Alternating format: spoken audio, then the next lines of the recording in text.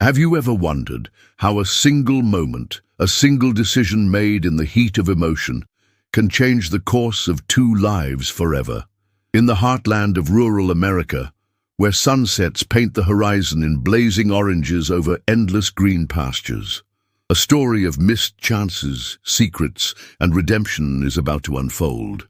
When Rachel pulled up to Willow Creek Ranch with nothing but a battered suitcase and a past she desperately wanted to leave behind, she never imagined the reclusive rancher, Anthony Whitaker, carried wounds as deep as hers.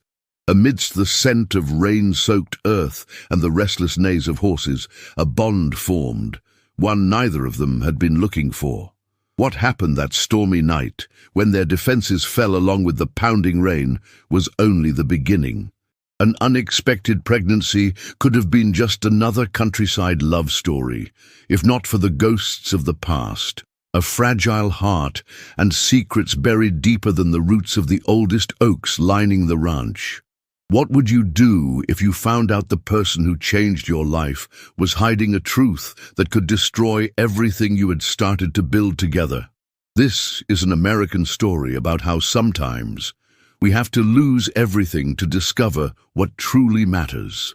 The scorching July sun beat down mercilessly as Rachel stepped off the Greyhound bus onto the cracked asphalt of Willow Springs, a tiny town tucked away in the southern plains. Dressed in faded jeans, worn-out boots, and a checkered shirt that had seen better days, she carried only a scuffed-up backpack and a guarded look. The lone taxi driver napped under the sprawling shade of a massive oak tree. "Willow Creek Ranch, please," she said, waking him. "Anthony Whitaker's place." "You family?" he asked, starting up his old Chevy.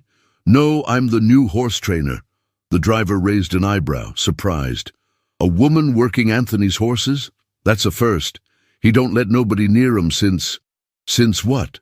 Rachel asked, her curiosity piqued. "Better let him tell you," he muttered, turning down a dusty dirt road. 30 minutes later, the taxi rumbled to a stop in front of a weathered wooden gate topped with a hand-carved sign, "Willow Creek Ranch, Private Property." The main house was a beautifully kept southern colonial, complete with a wide porch and flower boxes, a striking contrast to the stern figure waiting at the steps, arms crossed. Rachel paid the driver and approached the rancher. Tall, sun-scorched skin, silver at his temples, and piercing green eyes, Anthony Whitaker stood like a fortress in human form. "Morning. I'm Rachel Sanders, your new horse trainer." "I know who you are. You're late," he said, voice deep and unreadable. "The bus broke down outside of town," she explained, keeping her cool. "I'm ready to start right away. I don't care about your resume or references.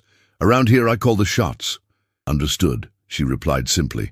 An older woman, clearly the housekeeper, appeared at the door. "Anthony, let the girl breathe. Come on, sweetheart, I'll show you your room." Rachel followed the plump woman inside, feeling Anthony's gaze burning into her back. An hour later, settled into a modest room at the back of the house, Rachel made her way to the stables. Anthony was overseeing 2 ranch hands. "Permission to meet the horses," she requested. "Do what you want. Just stay away from that one," he said, nodding toward a magnificent chestnut stallion isolated in a large stall. "Whirlwind doesn't take kindly to strangers." Ignoring the warning, Rachel approached slowly. The horse whinnied nervously. "Step back," Anthony ordered. "He's dangerous." "He's not dangerous," Rachel said, locking eyes with the animal. "He's in pain. Look at the swelling in his front leg." "Nonsense. The vet checked him yesterday." "Then your vet is incompetent," she shot back, kneeling to examine the hoof. "This is an infection. If I hadn't come today, that horse would be dead by morning." Anthony's scowl shifted to concern. "You sure?" "Positive. I need warm water, salt, and some medicine." For the first time, Anthony hesitated. "Zeke, get her whatever she needs," he told one of the hands, then stalked off.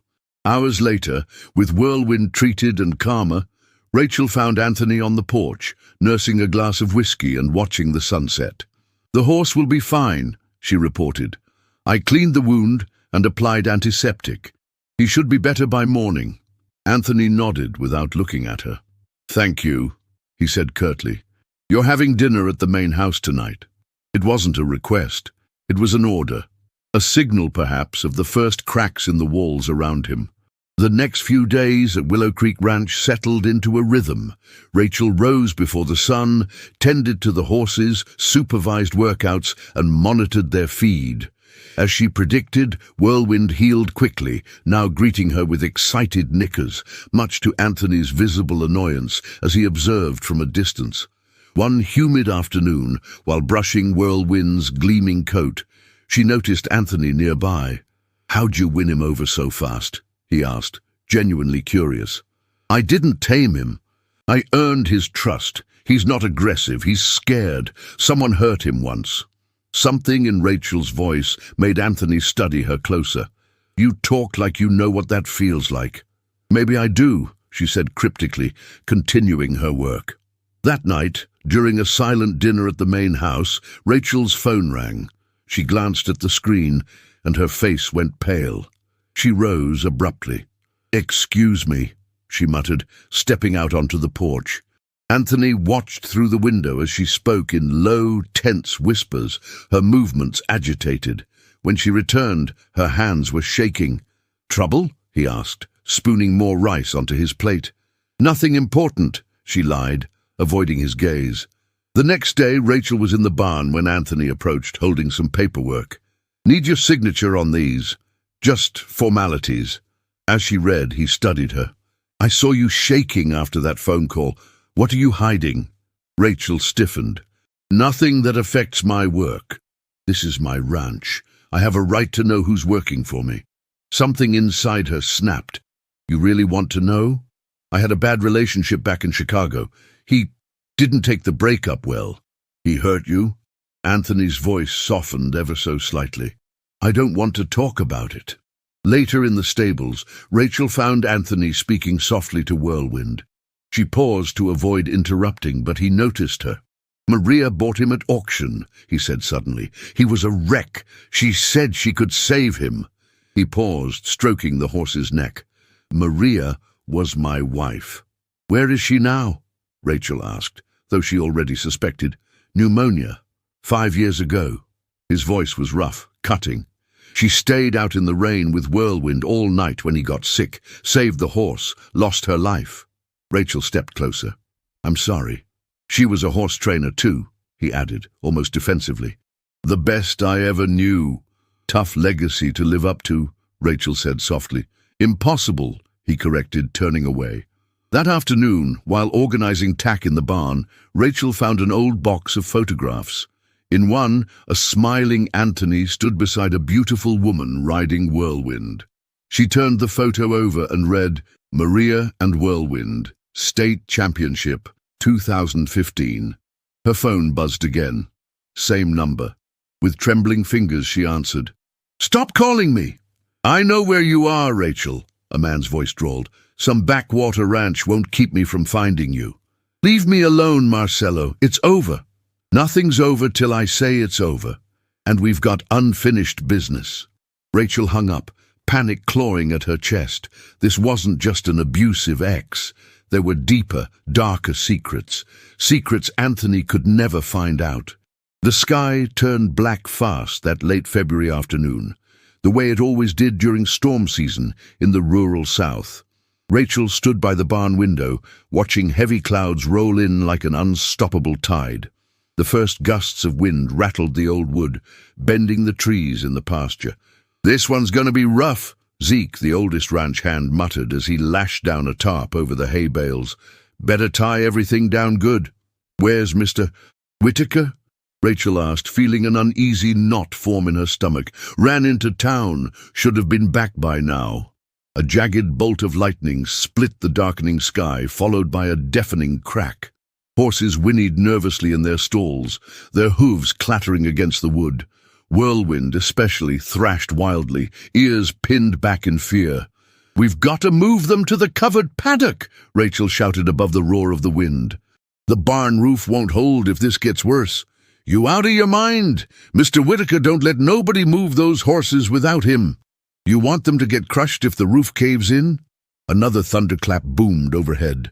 A section of the barn roof groaned ominously.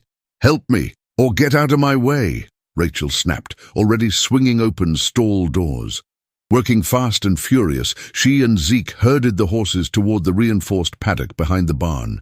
Rain lashed their faces, soaking them through in minutes. Whirlwind was the last and the most stubborn. He reared back, eyes wide with terror, refusing to leave. "I got him," Rachel said, pushing past Zeke. "Easy now, boy." "It's all right," she whispered, her hands steady as she gripped the reins. She leaned into his fear, speaking low and soft, until Whirlwind finally stepped forward into the rain. By the time they locked the paddock gate, they were drenched to the bone. The rain poured in thick sheets, turning the yard to mud. They raced toward the house, boots slipping on the soaked ground. Mrs. Zephyr threw the door open. "Lord Almighty, get in here!" Mr. Whitaker called. "He's stuck on the highway." Tree fell across the road. Rachel barely had time to change into dry clothes before a loud crash split the night, the barn roof finally giving way under the storm's fury. "If them horses were still inside," Mrs. Zephyr muttered, crossing herself. The clock ticked late into the night. No word from Anthony. The storm pounded the ranch without mercy. It was near 10 when headlights cut through the rain. Anthony stumbled into the house, soaked to the skin, eyes immediately scanning for answers. "The horses?" he barked. "Safe in the paddock, boss," Zeke answered. Rachel made the call. A visible wave of relief passed over him. He turned to Rachel, holding her gaze. "Thank you," he said simply. "Just did what needed to be done," she replied, noticing the tremble in his hands. Mrs. Zephyr handed him a bottle of homemade whiskey. "This'll warm you better than any blanket." Anthony sank into a kitchen chair and poured himself a glass. Rachel started to leave, but he waved her over. "Sit. You earned it." She hesitated, then sat across from him. The whiskey burned down warm and strong. Outside, the storm howled. Inside, something shifted. By the third drink, Anthony's walls started to crack. With country ballads playing low on the old radio and rain hammering the windows, he talked about Maria, how they met, their love for horses, the life they dreamed of building together. "After Maria died," he said, staring into his glass, "I just stopped. Couldn't move forward. Couldn't let anyone close." "Pain doesn't leave," Rachel said quietly. "You just learn to live with it." Their eyes locked, a moment thick with understanding. His hand brushed hers on the worn table. Rachel noticed a photo on the wall, a woman smiling wide atop a chestnut stallion. Maria, alive and vibrant. Rachel's heart stuttered.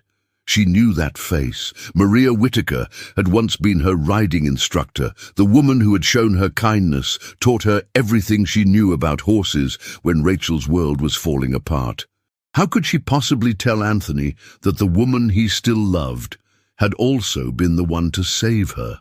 March crept in with cool mornings and crisp air, but Rachel couldn't shake the strange feeling in her body. At first, she blamed it on bad food, then on stress. But when the nausea didn't let up and her period didn't come, reality set in. One morning she found herself clutching the bathroom sink, trembling. Her mind reeled back to that night in the kitchen, the rain, the whiskey, the confessions, the kiss, and everything that came after. No protection, no plan, just raw, aching need. She sat on the edge of her bed, counting days on her fingers. Tears stung her eyes. She was pregnant. That night, hands shaking, she called the only friend she could trust. "Anna, I need help." "Rachel, thank God. Where are you?" "Middle of nowhere, Tennessee. Working on a ranch. Mark's been tearing the city apart looking for you." "I know, he found me. Or he's close. And now, I'm pregnant." A stunned silence. "Is it his?" "Yeah, the rancher. Anthony." Her voice cracked. "He doesn't know. You have to tell him. And risk getting thrown out with nowhere to go, with Mark still out there? You can't hide this." "I'll find the right time," she whispered, wiping her eyes. The next few days, Rachel pushed herself through chores, hiding her growing sickness. One afternoon, while she was brushing Whirlwind in the round pen, Mrs. Zephyr showed up carrying a homemade apple pie. "You need to eat more, honey." You're looking pale." Rachel smiled weakly. "Thanks, Mrs. Zephyr." The older woman fixed her with a knowing look. "These morning spells, you sure it ain't a little one on the way?" Rachel froze. "What? What makes you say that?" "I raised 6 kids. I know the signs, and I ain't blind. Saw how you and Mr. Whitaker look at each other." "Please," Rachel whispered, panicked. "Don't you worry. I haven't told a soul yet," she said with a wink, "but the boss deserves to know. I'll tell him when it's time." A few days later, Rachel noticed whispers among the ranch hands, sideways glances, hushed talk. When she returned to the barn, Anthony was waiting for her, arms folded tight across his chest. "We need to talk," he said, voice cold. "About what?" "Don't play dumb. Mrs. Zephyr told me." Rachel's stomach twisted. "I was going to tell you." "When? After everyone else figured it out?" He ran a hand through his hair, clearly struggling. "The town's buzzing, Rachel. The ranch hands talk. The cafe gossips. They're saying I got the new girl knocked up." She felt the blood drain from her face. "I'm sorry, Is it even mine?" he asked, voice sharp and cutting. The words hit her like a slap. "How dare you? You never told me about your past, about that ex of yours still stalking you. You think I planned this, that I came here to trap you?" Tears blurred her vision. She turned to leave, but he grabbed her wrist, not roughly, but firm. "Wait, I'm not throwing you out. I don't want your pity, Anthony.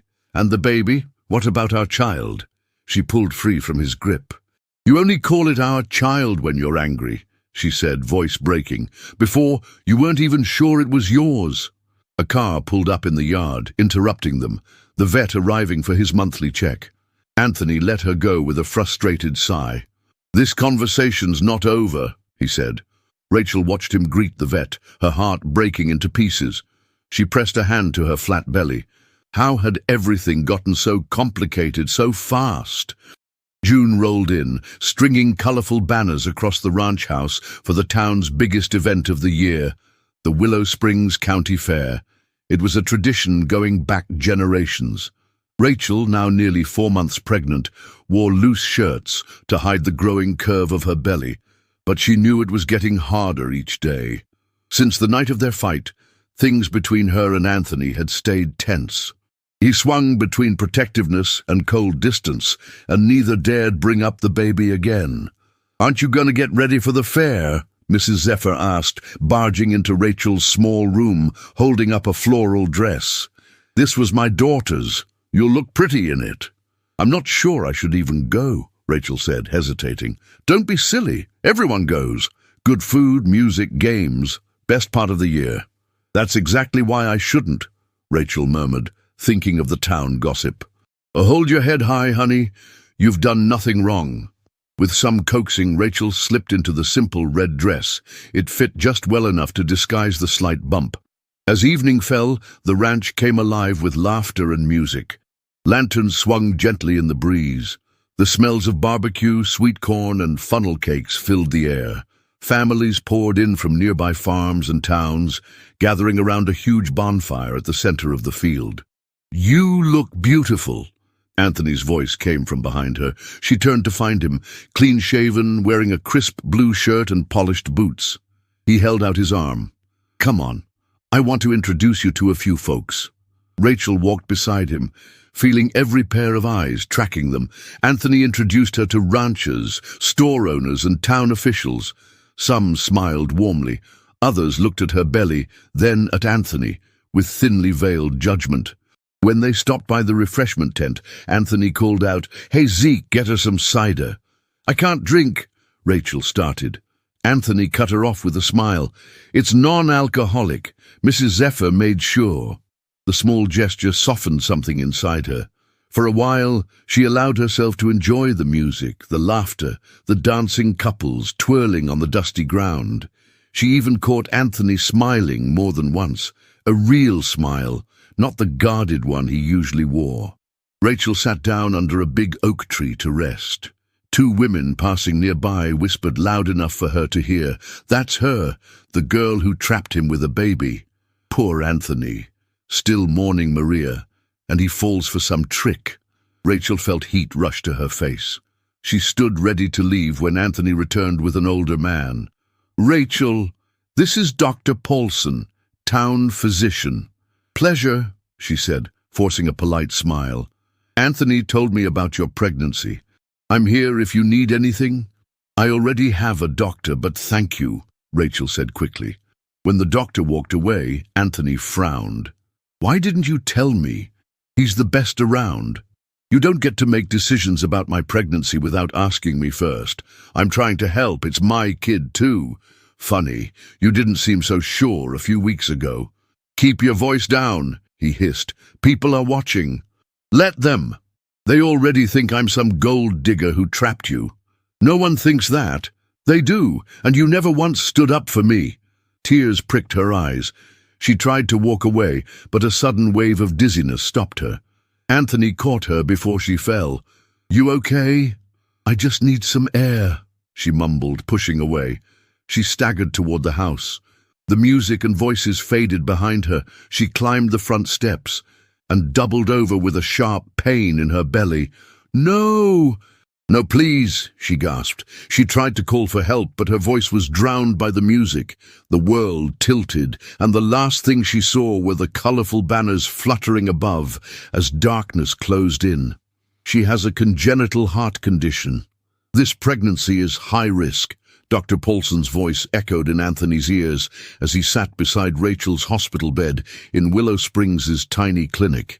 The scare at the fair had landed her in the ER. Now she lay pale and asleep, an IV in her arm, a fetal monitor beeping quietly. "She never told you?" Mrs. Zephyr asked, knitting nervously in a corner. "No," Anthony muttered, dragging a hand down his face. "She didn't tell me anything."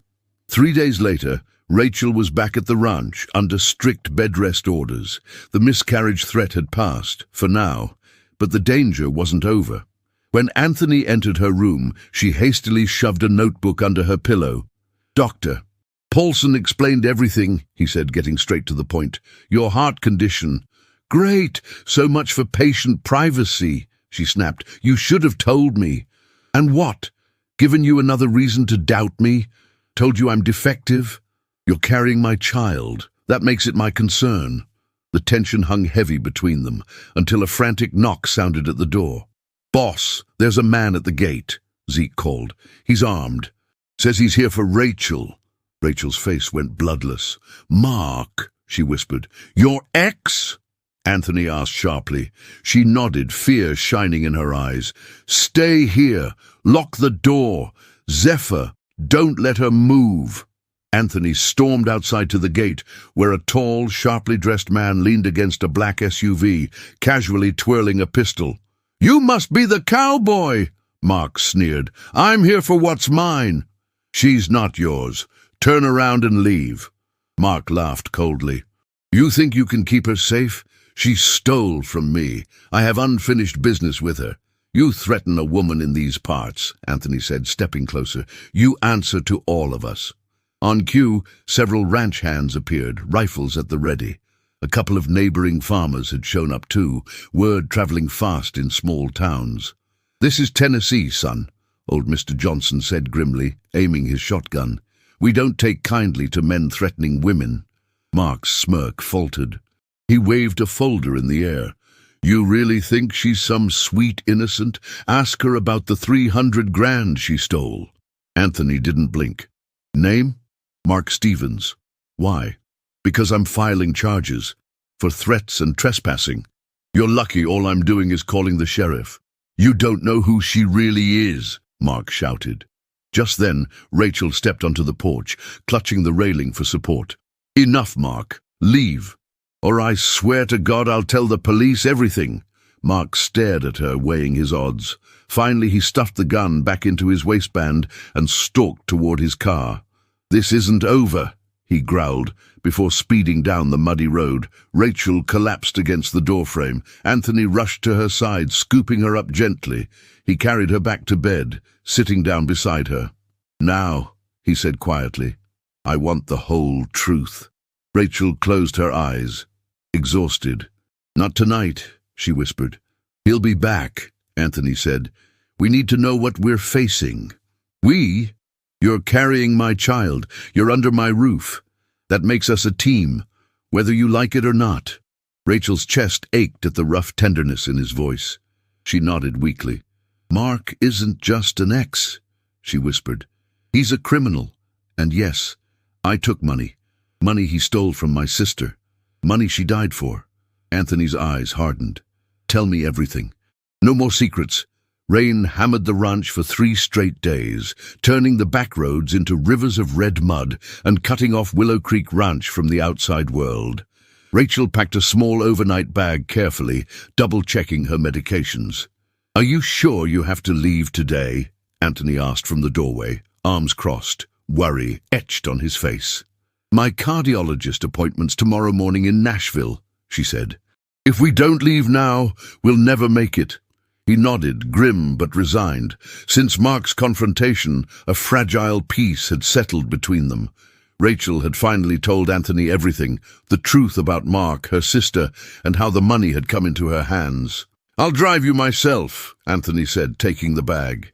The rain pounded the windshield of his pickup as they navigated the rutted back roads. Rachel stared out the window, trying to steady her nerves. Your sister, Anthony began after a long silence. What was she like? Rachel smiled faintly. Deborah was everything I wasn't. Outgoing, trusting, always dreaming bigger than life itself. She wanted to be a model.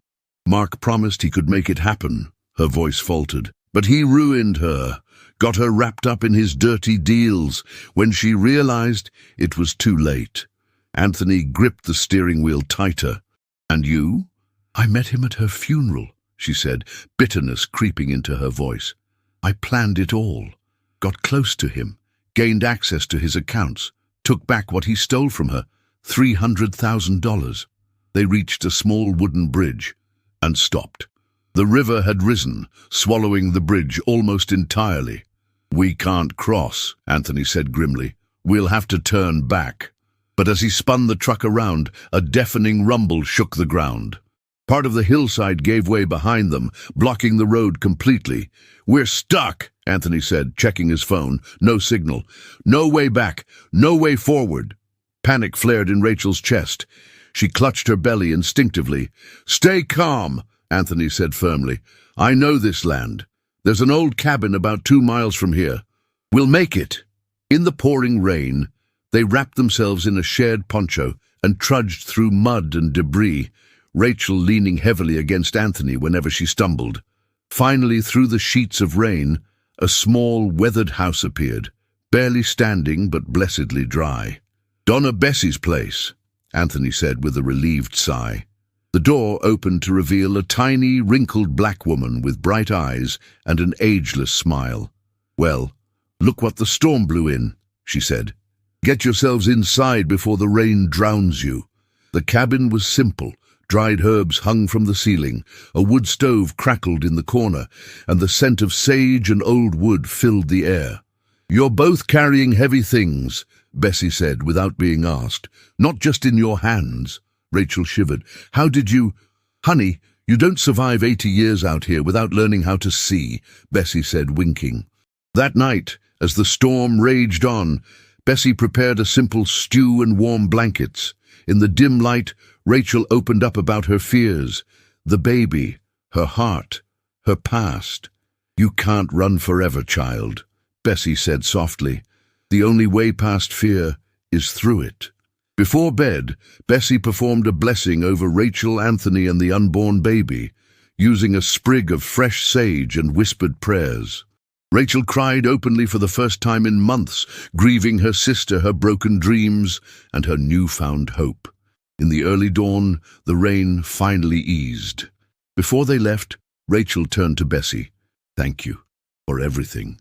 Don't thank me, honey, Bessie said, smiling. Thank the good Lord and the stubborn hearts he gave you. As they drove back to Willow Creek Ranch, Rachel felt something shift deep inside, a quiet resolve she hadn't known she was capable of. Anthony glanced at her, smiling slightly. You're stronger than you think, he said. And so are you, Rachel replied. August scorched the land under a brutal summer sun. The sky stayed a painful shade of pale blue, and dust coated everything at Willow Creek Ranch. "The northern pasture's the only place left with running water," Anthony said over breakfast. "We need to move the horses there." "The north pasture?" Zeke said, frowning. "That's right by Colonel Jenkins' land. That old buzzard's always trying to steal a few acres." "We don't have a choice," Anthony replied. "The horses come first." Rachel, now heavily pregnant at 7 months, insisted on helping despite the heat. "You should be resting," Anthony said, handing her a cold bottle of water. "I'm pregnant, not helpless," she said, taking a long drink. He just shook his head, hiding a small smile. Her spirit reminded him of Maria, but in a way that was uniquely Rachel, fiery, stubborn, and impossible not to admire. They started the move at dawn, leading the herd toward greener pastures. Rachel rode a gentle mare named Daisy, keeping an eye on Whirlwind, who was unusually jittery. As they reached the northern boundary, smoke curled into the blue sky. "Fire!" Zeke shouted. "West side!" Within minutes, flames raced through the dry grass, driven by strong winds. "Get the horses to the creek," Anthony barked. "Rachel, go back to the ranch," Zeke shouted. "I'm not leaving the horses," she yelled back. But it was too late. The fire had surrounded them, smoke choking the air, turning the world into a red, blinding haze. Whirlwind broke loose, charging toward the flames. "No!" Rachel cried, spurring Daisy after him. "Rachel, stop!" Anthony shouted, but she didn't listen. Heart-pounding, she chased Whirlwind into the thick smoke. The heat was unbearable, the air filled with ash. Finally, she caught Whirlwind's reins, calming him with soothing words, but when she turned to escape, the fire had cut off their path. Anthony appeared through the smoke, coughing hard, face streaked with soot. "This way," he called, waving her toward the creek. They stumbled through smoke and mud, leading the horses, until they reached the water's edge, gasping, coughing, but alive. Rachel barely had time to catch her breath before a sharp pain shot through her abdomen. "Anthony," she gasped. "The baby." Her knees buckled. He caught her just before she hit the ground. His face paled as he saw the water running red between her legs. "My God," he whispered, "your water broke." They were miles from help. No ambulance, no doctor. Panic clawed at Anthony until something deep inside him clicked into place. "I need you to listen to me," he said, steadying his voice. "Before I came back to the ranch, I was a doctor, an obstetrician." Rachel's eyes widened in shock. You can do this?" "I have to," he said. Kneeling beside her in the mud, he coached her through the contractions. "You're doing great, sweetheart. Just breathe." "Can't, my heart," she sobbed. "You can," he said fiercely. "You're the strongest person I know." Time blurred in a haze of pain and smoke. At last, after what felt like an eternity, Rachel pushed one final time, and a baby's cry pierced the heavy air. Anthony laughed aloud through his tears. "It's a girl," he said, cradling the tiny, squalling bundle in his arms. "She's beautiful." Rachel wept, reaching for her daughter. "I want to name her Maria," she whispered, "after the woman who taught me about hope." Anthony leaned down, pressing a kiss to Rachel's forehead. "Maria, Deborah," he said, "for both the women who made you who you are." Help arrived an hour later. The fire was mostly contained. Rachel and the baby were rushed to the hospital, but as Anthony held Rachel's hand in the ambulance, he whispered one promise over and over again. "You're coming home. Both of you. I swear it." The baby's cries echoed through the wraparound porch of Willow Creek Ranch as the first pink and gold hues of dawn spread across the sky. Rachel sat in a rocking chair, cradling little Maria Deborah against her chest, watching the fields turn green again after the first fall rains. "She hungry again?" Anthony asked, stepping out onto the porch with 2 steaming mugs of coffee. "Fierce appetite," Rachel said with a tired but proud smile, "just like her daddy." He sat beside her, watching as the baby latched onto her bottle, tiny fists waving in the air. It had been 2 months since the night of the fire and the emergency birth by the creek. Rachel had spent a week in the hospital, her fragile heart carefully monitored. Against the odds, she and Maria Deborah had both pulled through. "I've been thinking," Anthony said after a while, his voice cautious. "Always dangerous," Rachel teased lightly. "You and Maria don't have to live in the main house. You could take the guest house, have your own space. I'll help, however you want." Rachel studied him for a moment. "Is that what you want?" Before Anthony could answer, a sleek black SUV pulled into the yard. A woman climbed out, stylish, poised, carrying herself like she owned the place. "My sister," Anthony muttered. "Helena," he called out, forcing a polite smile as she approached. "So it's true," Helena said, looking Rachel up and down without even trying to hide her judgment. The house staff in town were just buzzing. A baby, a new woman. "Helena, this is Rachel, and our daughter, Maria Deborah," Anthony said formally. Helena gave a tight smile. "Charmed, I'm sure." Rachel felt the chill in her words, but held her head high. "Helena, why are you here?" Anthony asked bluntly. "I came because someone needs to face facts," Helena said, hands on hips. "This ranch is bleeding money, has been since Maria died. You're drowning, Anthony, and you know it." Rachel's stomach twisted. She hadn't realized things were that bad. "This ranch is my home," Anthony said, jaw tight, "and I'll save it." "By doing what?" "Selling pony rides to tourists," Helena scoffed. "The bank's breathing down your neck. Sell the land to me, Anthony. I'll build a high-end equestrian resort. You can stay on, manage the horses." Rachel stepped forward before she could stop herself. "We have another plan." Helena turned to her with a slow, mocking smile. "Oh? The runaway with the big ideas?" "I was part of an equine therapy program in Chicago," Rachel said, voice steady. "We can turn Willow Creek Ranch into a therapeutic riding center, help kids with disabilities, veterans. We already have the land, the horses, the heart." "Touching," Helena said dryly, "but hopeless." Rachel ignored her. She turned to Anthony. "I can help you. Help us." Helena laughed once more before tossing her designer bag into the SUV. "Dream all you want. Reality will come knocking soon enough." She drove off, leaving dust and judgment behind her. Anthony looked at Rachel, something unreadable in his green eyes. "You really believe we can save this place?" he asked. Rachel smiled. "I believe in second chances, and I believe in you." He let out a long breath. "Then we'll do it, together." 1 year later, guests arrived in cheerful clusters, children giggling, parents snapping photos, and volunteers setting up booths along the newly finished arena at Willow Creek Therapeutic Riding Center. Rachel wiped her hands on her jeans, watching a little boy with cerebral palsy ride Whirlwind, now the gentlest horse in the herd, guided carefully by 2 aides. "Mrs. Whitaker," a young ranch hand called. "The baptism guests are starting to arrive." Rachel smiled, the title still feeling new and sweet in her ears.